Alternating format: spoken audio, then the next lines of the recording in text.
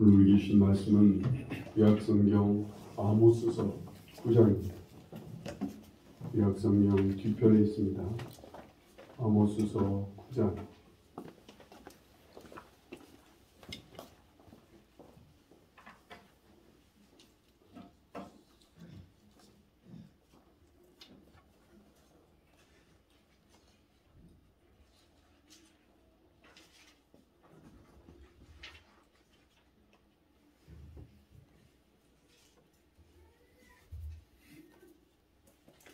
아모스서 9장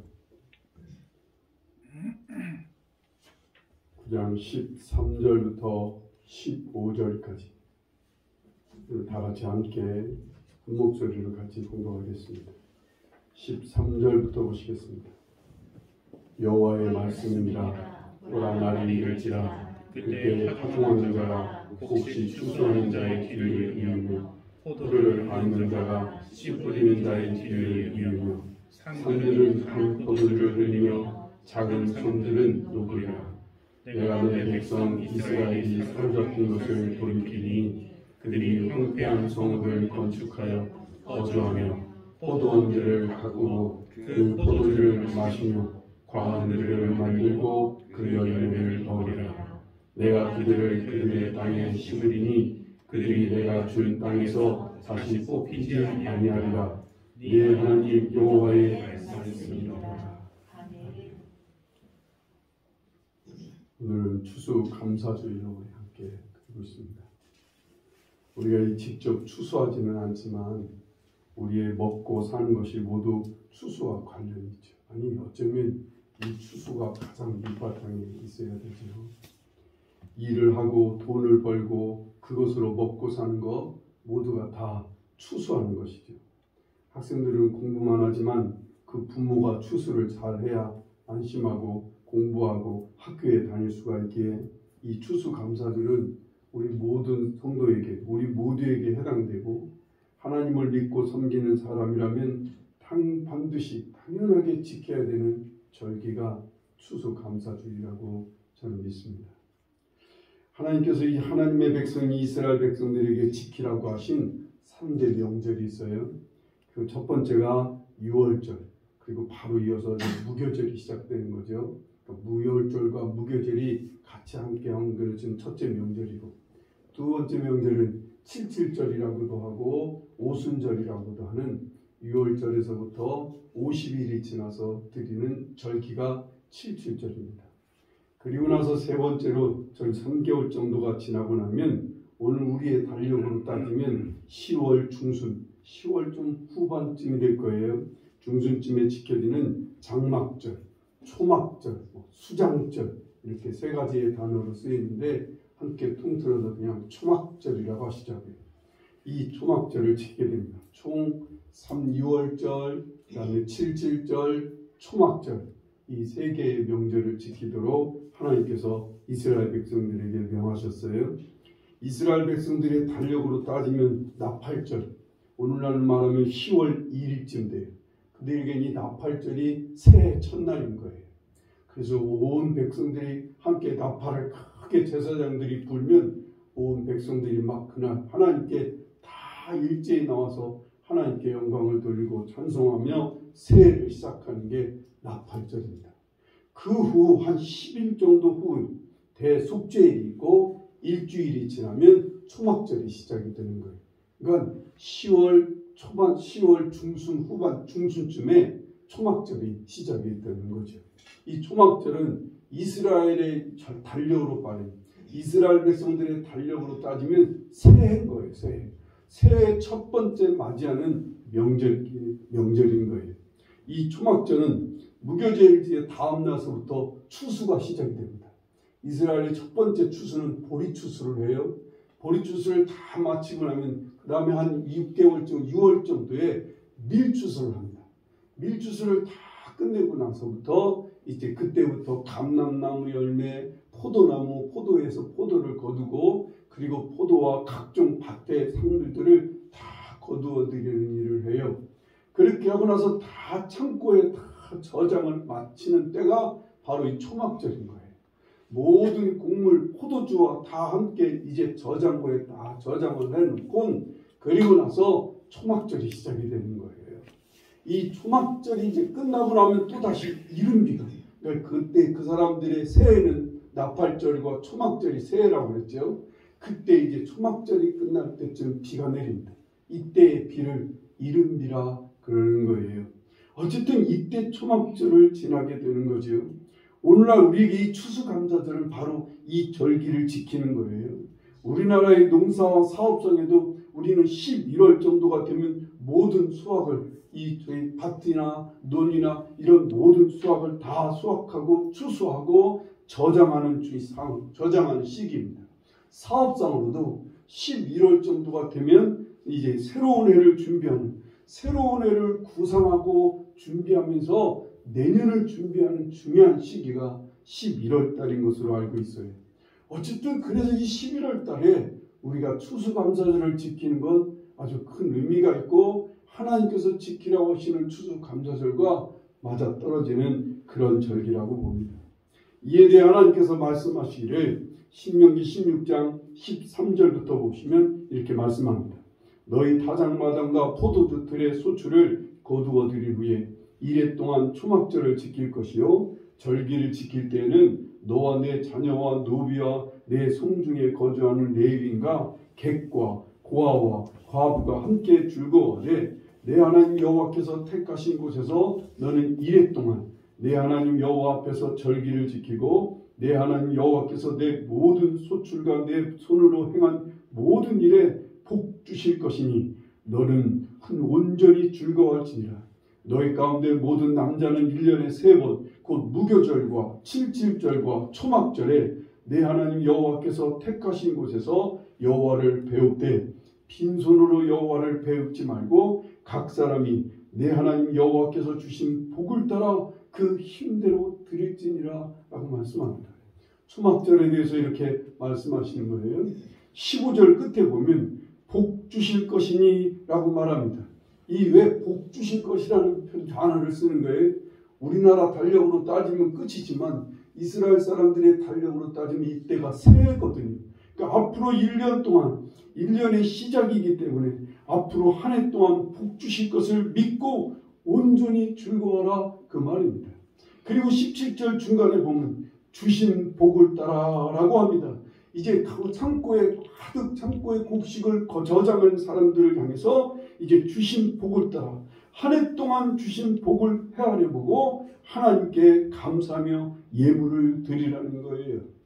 오늘 말씀은 우리에게 이 한 해 동안 무슨 복을 주셨는지 무엇을 감사하라고 하시는지를 우리에게 가르쳐 주셔야 해요. 그 첫 번째가 풍성한 산물을 내도록 복 주심을 감사하라고 말씀하고 계세요. 13절을 보세요. 오늘 말씀 13절 여호와의 말씀이니라 보라 날이 이를지라 그때 파종하는 자가 곡식 추수하는 자의 뒤를 이으며 포도를 밟는 자가 씨 뿌리는 자의 뒤를 이으며 산들은 단 포도주를 흘며 작은 산들은 녹으리라 라고 말합니다. 늦은 비가 이제 오고 나면 2번의 추수를 한다고 그랬어요. 그래서 보리와 밀 추수가 끝나고 파종을 하고 이와 함께 포도와 감람나무 열매, 종려나무 열매 등을 다 거둡니다. 그리고 밭에 바로 씨를 뿌립니다. 바로 이어서 그럴 때 이른 비가 오는 거예요. 이른 비가 오면 조금 후에 또 추수가 시작이 되는 거예요. 이른 비가 오면 또 거기에 또 다시 막 씨를 뿌리고 다시 또 보리와 밀이 자라게 되고 이런 추수가 계속되는 거예요. 그러니까 1년 동안 어떻게 보면 계속 농사를 짓게 계속 수확을 얻고 씨를 뿌리는 일을 반복하게 되는 거예요. 이때 필수적인 것이 뭐예요? 비인 거예요.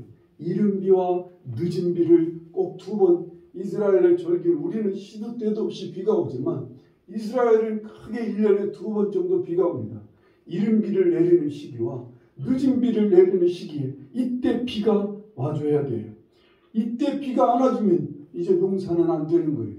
하나님께서 이 때에 맞게 비를 내려주시지 않으면 농사뿐 아니라 식수도 없어서 매우 곤란하고 허덕이게 됩니다.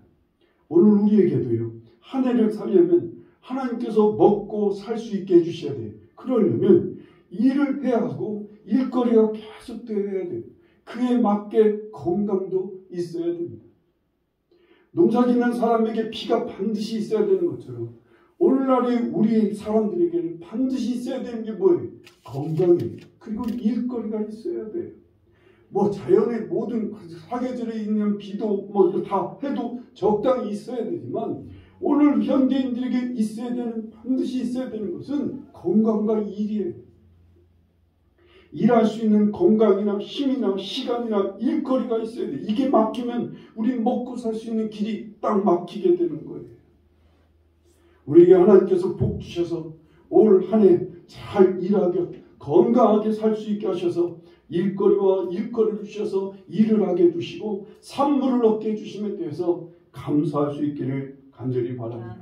나의 모든 소출과 내 손으로 행한 모든 일에 복 주심을 감사하고 오늘 나에게 주신 복을 따라 힘대로 감사하시기 바랍니다. 두 번째로요. 오늘 우리에게 주신 산물, 우리의 열매를 먹을 수 있게 하심에 대해서 감사라고 하시는 거예요. 14절 말씀을 보세요. 내가 내 백성 이스라엘이 사로잡힌 것을 돌이키리니 그들이 황폐한 성읍을 건축하여 거주하며 포도원들을 가꾸고 또 그 포도주를 마시며 과원들을 만들고 그 열매를 먹으리라. 포도주를 마시고 열매를 먹을 수 있게 되는 거예요. 아무리 추수하고 씨를 뿌리고 포도 따고 단 포도주를 산들이 녹도록 흘러넘치게 만들어도 그걸 마시고 그것을 먹지 못하면 무슨 소용이 있겠어요? 우리 예전에 말대로 인천 앞바다에 사이다가 있어도 그 앞바다가 다 사이다라도 곱부가 없으면 못 마신다잖아요. 곱부가 난 뭔가 했어요. 실은 왜 곱부가 뭔가 했더니 컵이라는 말을 곱부라고 했더라고요.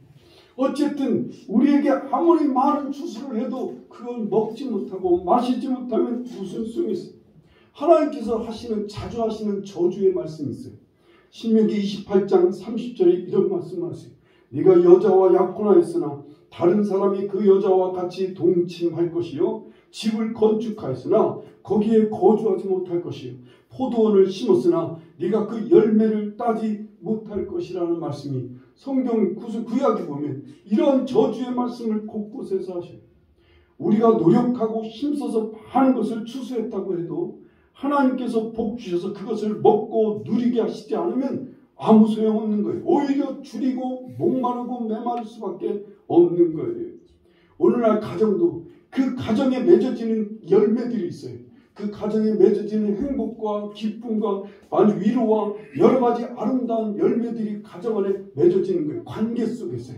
가족 간의 관계 속에서 이런 것들이 맺어지는데 어떤 가정은 늘 메말라 있는 거예요.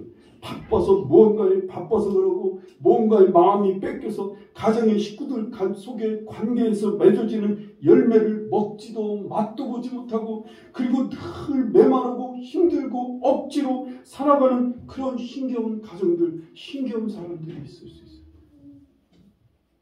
일도 그 속에서 그리고 관계 속에서 누리는 열매들이 있는 거예요. 반드시 돈만 버는 게 문제가 아닌 거예요.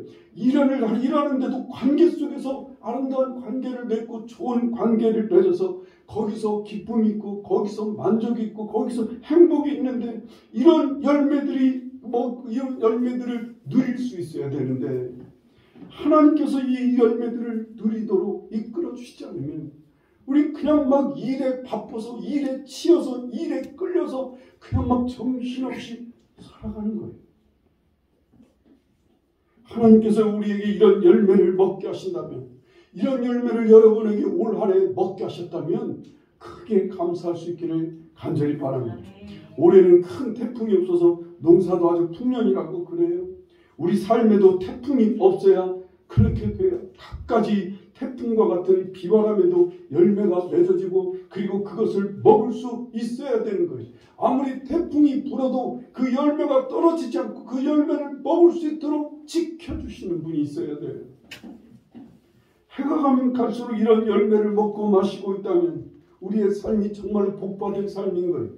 갈수록 삶 속에서 가정에서 일 속에서 사람과의 관계에서 교회에서 신앙생활에서 이러한 정말 기쁨이 그리고 만족이 뭔지 모르는 어떤 행복감을 누리고 그것을 누리고 마시고 있다면 우린 정말로 복 있는 사람인 거예요.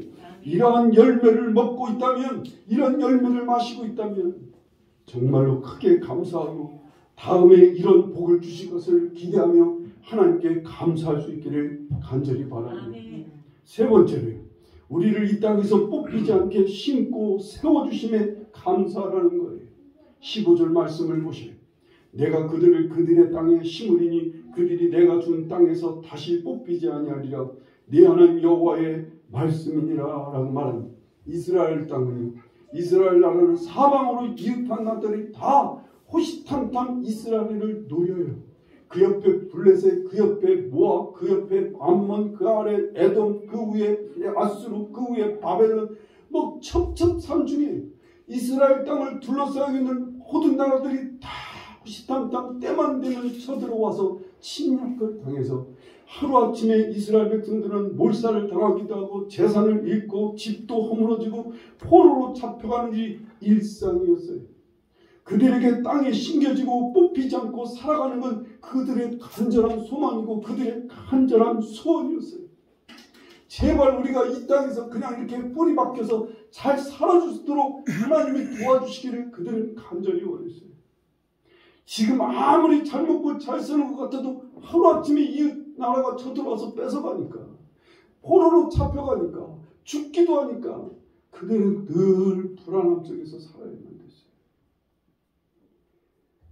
그런데 하나님께서는 이들에게 복을 주신다는 거예요. 너희들 뿌리 뽑히지 않게 너희들을 하나님께서 세워주시겠다, 그 말입니다.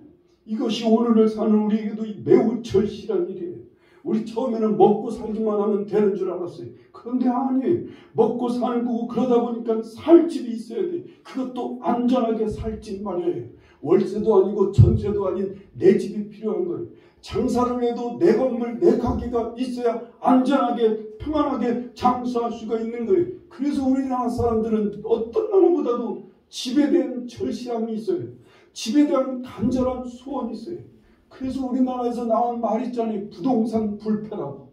어떤 일이 생겨도 부동산은 망하지 않는다고 하는 지금 요즘 부동산 때문에 망하는 사람들이 속출하고 있어요. 어쨌든 우리나라 사람들은 그만큼 간절해요. 요즘은 뭐가 또 간절해요? 안정된 직장, 안정된 사업이 있어야 안정된 가정이 된다는 사실을 우리는 너무나 절실하게 느끼고 있어요. 이 안정되지 않으면 직장이, 사업이 안정되지 않으면 하루아침에 막 넘어지고 하루아침에 망하고 하루아침에 떠돌이가 되는 게 오늘 우리의 삶인 거예요. 이것 중 한 가지만 흔들려도 우리 인생은 막 뿌리째 흔들리고 뽑히기 일상인 거예요. 이것도 문제지만, 이런 것이 우리 인생을 흔들고 힘들게 하지만 그보다도 우리 마음이 문제예요. 우리 마음에 조그만 충격이나 상처와 문제가 있으면 우리 인생이 막 흔들리고 송두리째 막 뽑히게 됩니다.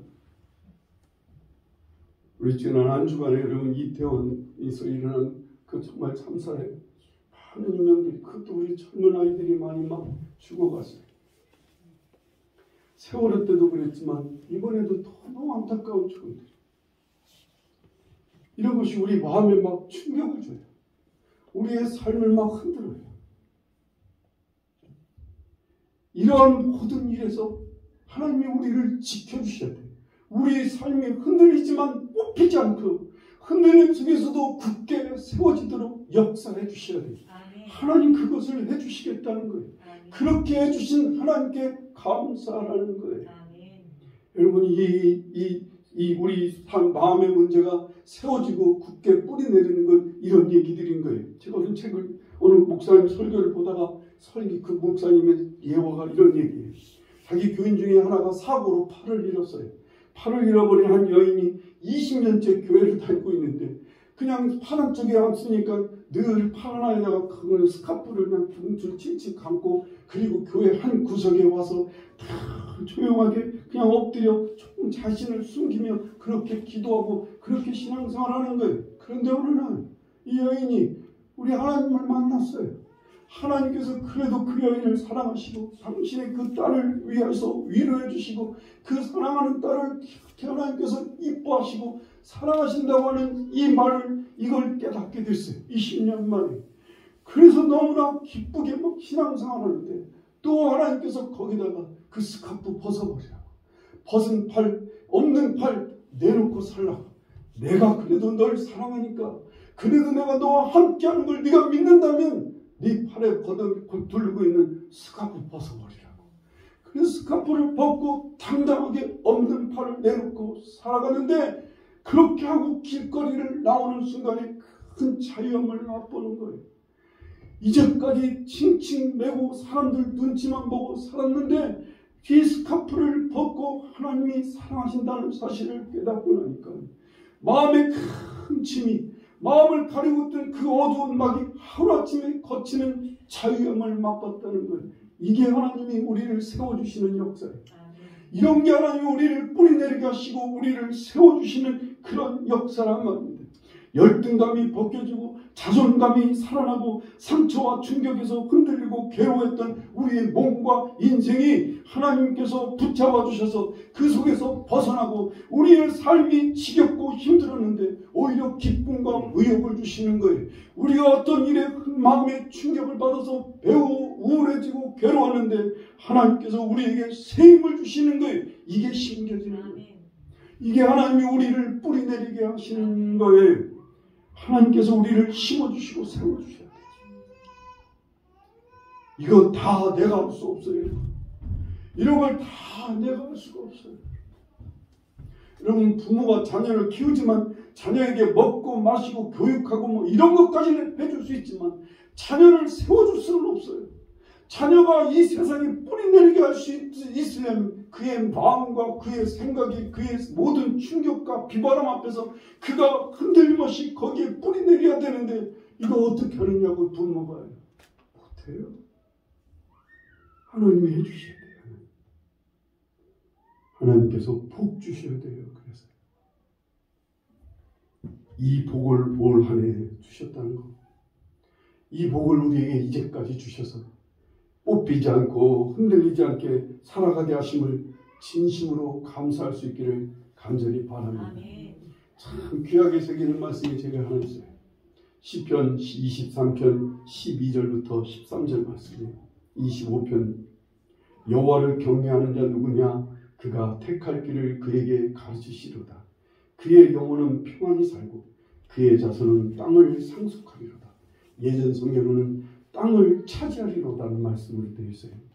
제가 이 말씀 참 마음에 새기고 평생 이 말씀 붙들고 살아가시는, 내가 하나님을 경외하면 우리 자손들을 하나님께서 땅을 상속하게 하신대요. 땅에 뿌리 내리게 하신다는 거예요. 이거 뿌리 내리게 하시는 복은 하나님만이 하셔요. 하나님만. 우리의 자손이 이 세상에서 땅을 상속받아 견고하게 살았으면 참 좋겠습니다. 그렇게 되기를 간절히 바라요. 뿌리가 박혀 뽑히지 않고 살았으면 합니다. 하나님을 경외하는 자에게 주시는 하나님의 복이에요. 하나님의 약속이에요. 그래서 정말 우리 하나님을 힘써 경외하며 하나님 섬겨야 돼요. 오늘 우리에게 주신 이 세 가지 감사에 대해서 다시 한번 여러분 새겨주시길 바라요. 첫 번째가 뭐예요? 풍성한 산물을 내도록 복 주심을 감사하는 거예요. 두 번째는 오늘 우리에게 주신 산물 열매를 먹을 수 있게 하심에 대해서 감사라는 거예요. 세 번째는 우리를 이 땅에 뿌리 뽑히지 않고 심어주시고 세워주심에 감사라는 거예요. 이 감사함으로 오늘 시간 하나님께 영광을 돌릴 수 있기를 간절히 바랍니다. 다음 해에도 또 새로운 해에도 이러한 복을 주실 것을 믿습니다. 그렇게 믿고 우리 하나님께 시간 힘껏 감사하며 영광을 돌릴 수 있기를 간절히 축원합니다. 이 시간 찬송 헌금하시며 찬송하실 거예요. 이때 정말 여러분 마음을 다해서 하나님께 감사와 찬송을 드릴 수 있었으면 좋겠습니다. 찬송가 592장